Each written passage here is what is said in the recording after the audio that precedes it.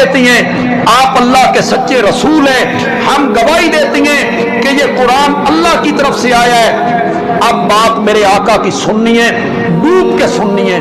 मेरे आका कहते हैं ये जो कुरान अल्लाह की तरफ से आया है ना, ये अल्लाह की रस्सी है, ये हब्लुल्लाह है जो अल्लाह ने अर्श से लटकाई है।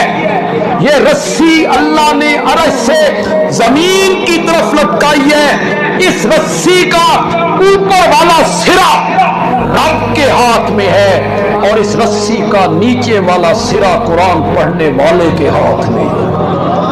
रस्सी जरिया होता है बिखरे हुए सामान को बांधने का।